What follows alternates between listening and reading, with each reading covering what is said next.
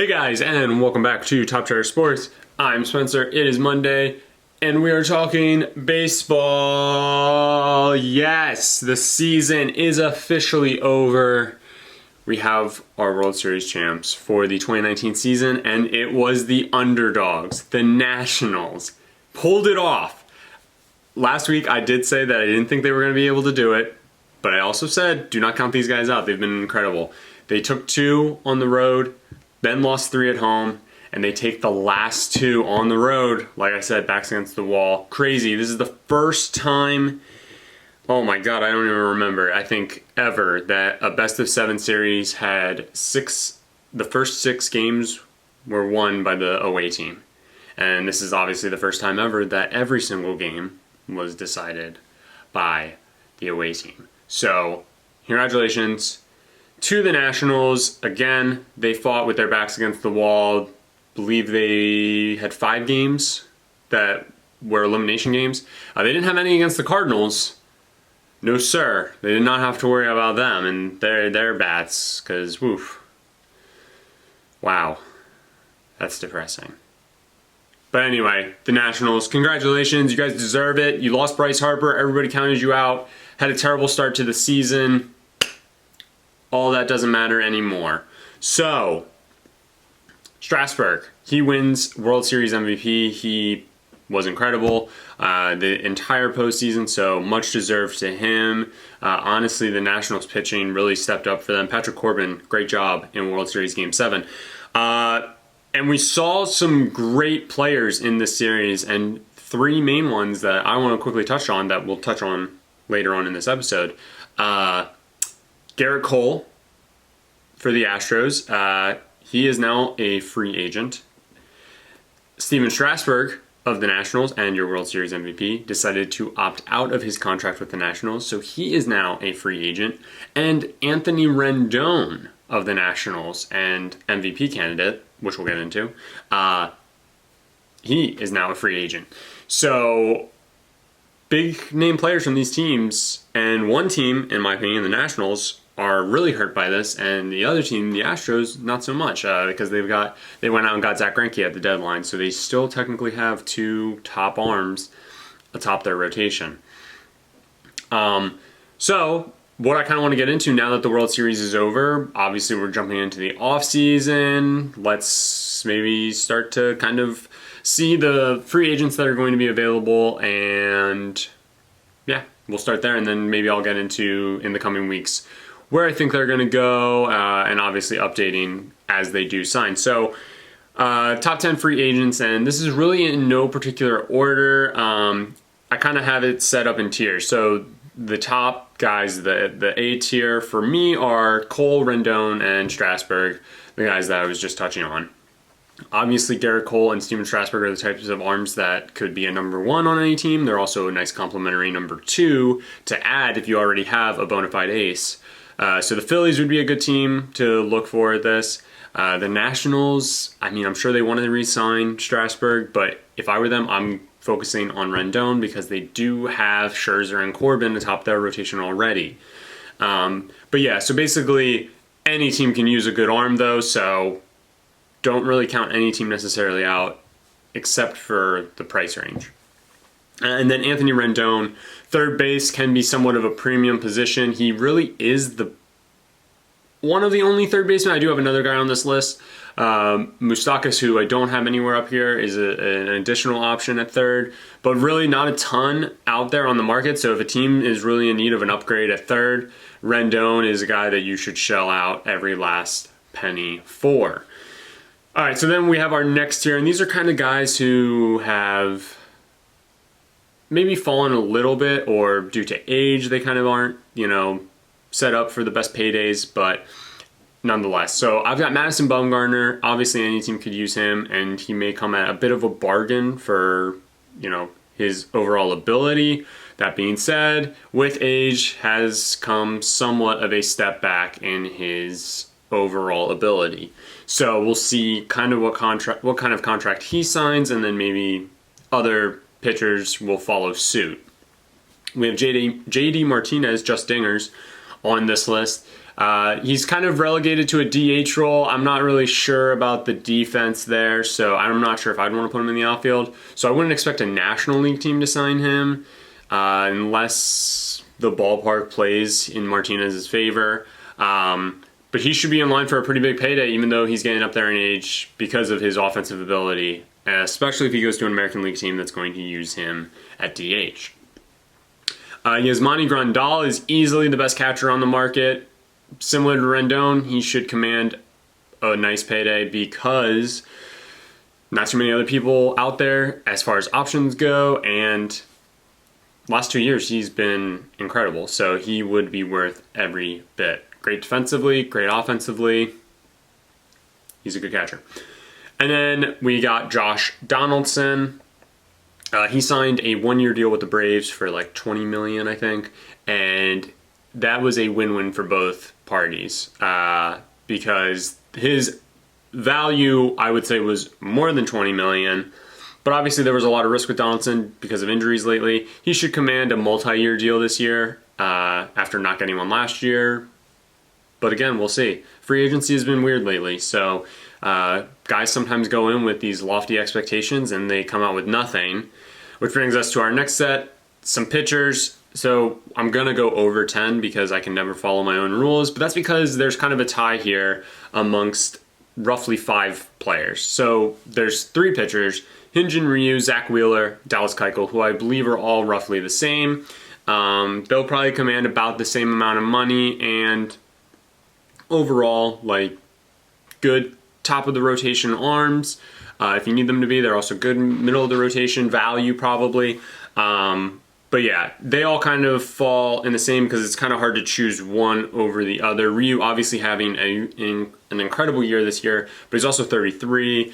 You have that coming with him. Zach Wheeler is the youngest of the 3. He's 29, but he's also had injury issues.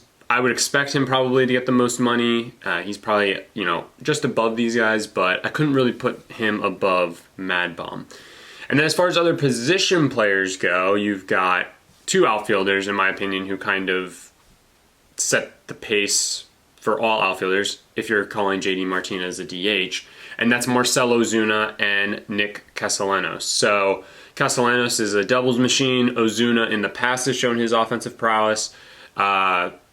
Past 2 seasons for Ozuna haven't been all that great. This most recent year, though, was a step in the right direction that I could see him signing a multi-year deal north of the $20 million average annual value.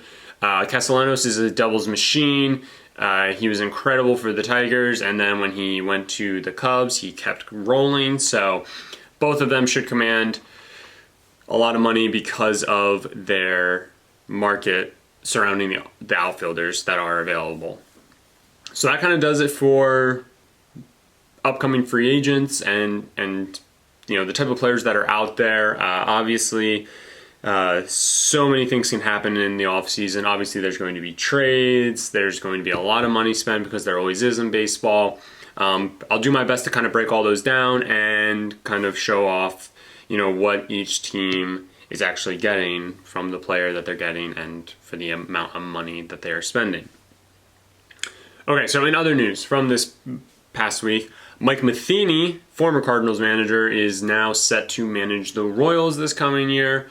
Matheny, believe he got the Cardinals to the postseason every season except his last full season, I want to say. He was their manager for the 2013 World Series, and overall, he was an okay manager in my opinion.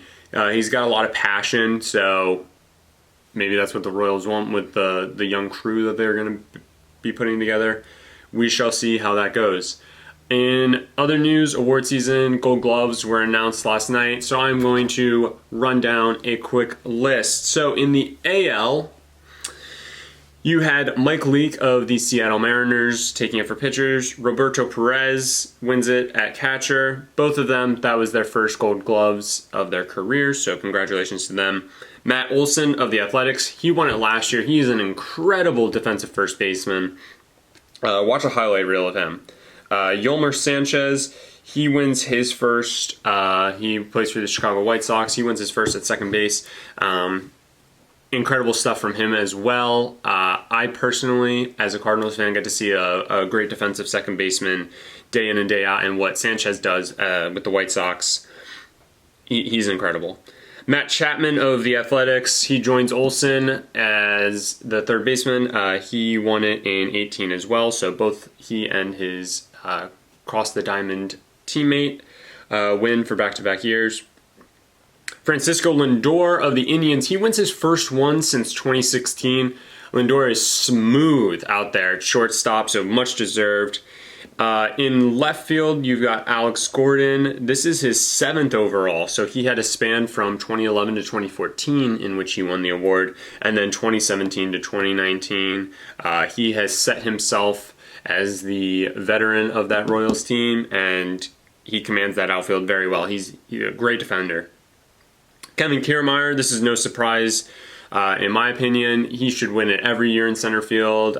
He's also the sexiest man in baseball, so look up a picture of him and then watch his defensive highlight reel. He pulls off some crazy catches. That's his 3rd overall, 2015, 2016, and now 2019. And in right field, Mookie Betts, again, another guy who, this is his 4th now, 4 consecutive years. Incredible. Just incredible.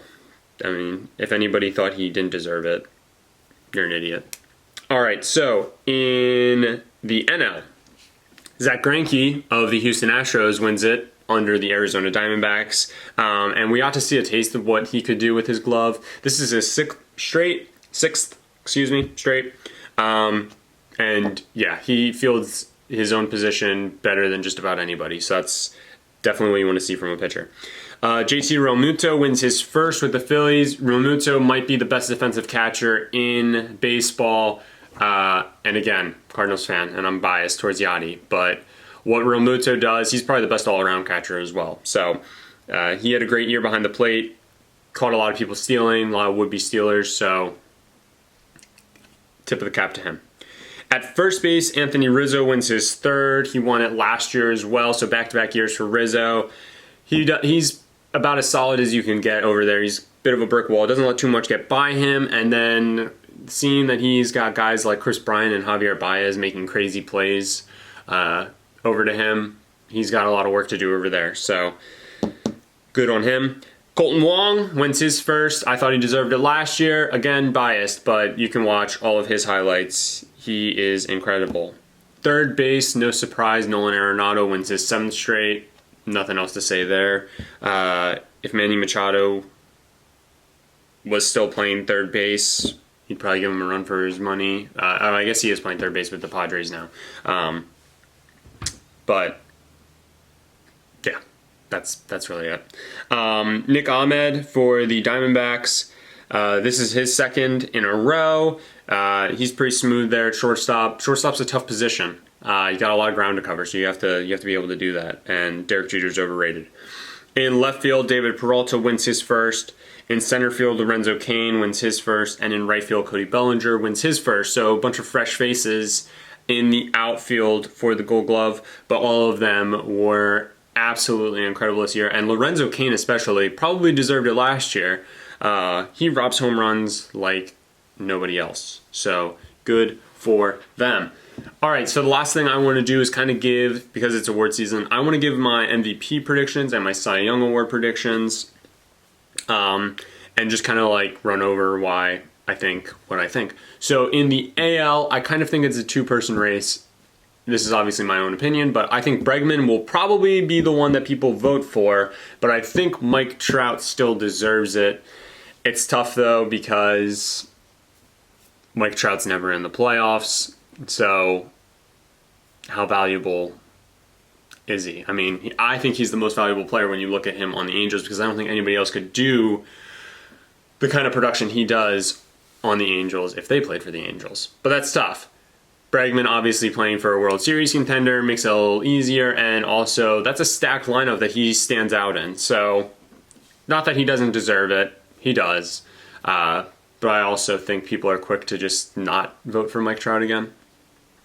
In the NL, I think it's more of a three-person race. It's definitely Yelich and Bellinger at the top, but Anthony Rendon shouldn't be counted out. Nationals don't make the World Series without him. They don't even have the year that they had without him. So if you're looking at most valuable player, playoffs don't count. So obviously what he did in the playoffs doesn't matter. It's not like he really did all that much. Obviously, Game 7 home run, he had some clutch hits. But regardless, it's all about what happened in the regular season. Nobody is more valuable, though, in my opinion, than Christian Yelich, because you see he goes down with that injury right at the end, and the Brewers trip, stumble, still make the playoffs technically, but lose in the wild card to the Nationals. You have to wonder, how would have things been different if Christian Yelich was still playing? And the Brewers still played perfectly fine with him down, but you just have to wonder, how valuable was he to that team?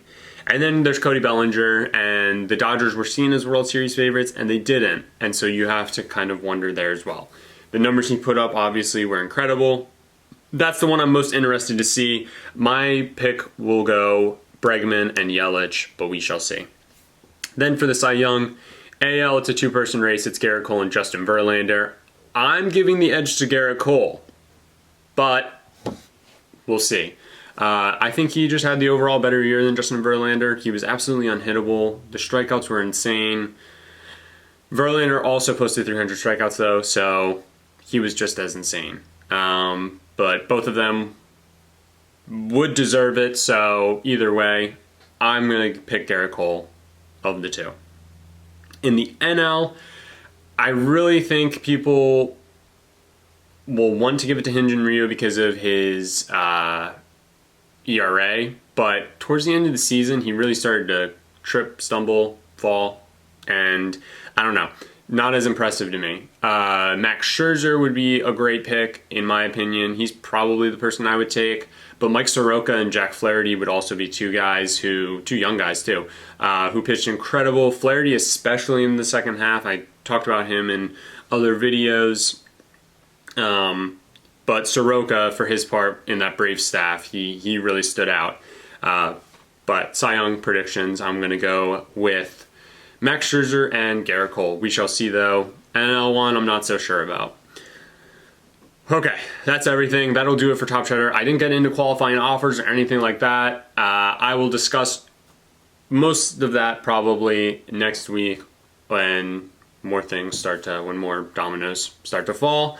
Just updating you guys with everything that's happening. Also, Brett and I, we did a Top Cheddar Showdown in MLB The Show. We did it, I believe, before the All-Star break, actually. So you can kind of hear the stuff that we were saying before the All-Star break with how we thought the season was going to go and see just how right or wrong we were with how the season ended up. I don't think either one of us predicted the Nationals, but we'll have to see. There's also a Top Cheddar Tipsy debate in which we discussed who we thought was going to win, so look for that to come out soon as well. But for this Monday, this MLB Monday, that'll do it.